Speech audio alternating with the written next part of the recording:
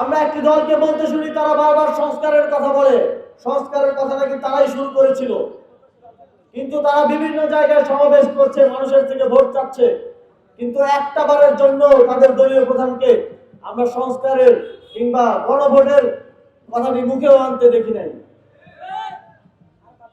তারা অন্যান্য দলদেরকে বলে যে মুখে এক মনে আরেক, অথচ তাদেরকেও আমরা দেখতেছি তারা মুখে এক মনে আরেক।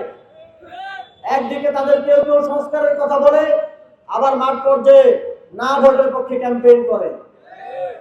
তাদের এই মুনাফিকি বাংলাদেশের মানুষজন ইতিমধ্যে চিহ্নিত করে ফেলেছে। আমরা দেখি বিভিন্ন আসনে এবং আপনাদের সেনবাগেও তারা পেশি শক্তি দিয়ে কেন্দ্র দখল করার হুমকি দিচ্ছে। বাংলাদেশের মানুষ 3টি নির্বাচনে ভোট দিতে পারেনি।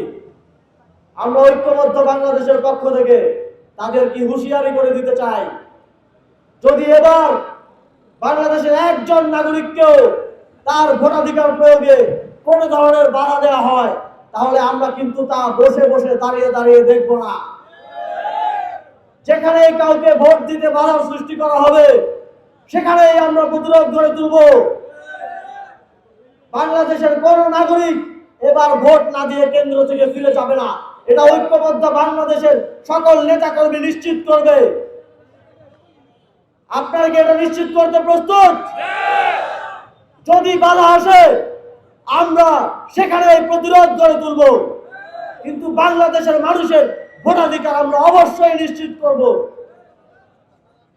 আমরা বিশ্বাস করি এবার যদি মানুষ কেন্দ্রে গিয়ে ভোট দিতে পারে, তাহলে তাদের ভোট ঐক্যবদ্ধ বাংলাদেশ জোটের পক্ষে আসবে, তাদের ভোট শাপলাকলির পক্ষে আসবে, তাদের ভোট রিকশার পক্ষে আসবে, তাদের ভোট দাঁড়িপাল্লার পক্ষে আসবে।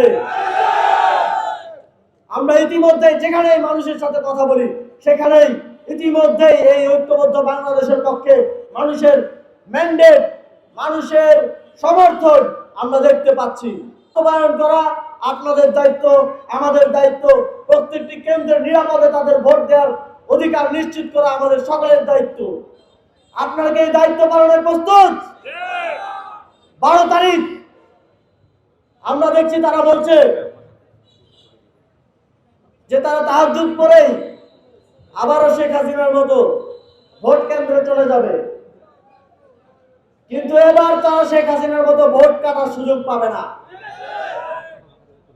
আমরাও ভোট কেন্দ্রে থাকবো, আমরাও নিশ্চিত করব যাতে আমাদের জনগণ, দেশের 16 কোটি মানুষ তাদের ভোটাধিকার প্রয়োগ করতে পারে। শুধু এতটুকু নিশ্চিত করলেই হবে, মানুষ ভোট দিতে পারলেই ফলাফলে আমরা ঐক্যবদ্ধ বাংলাদেশের ভূমিধস বিজয় দেখতে পাবো।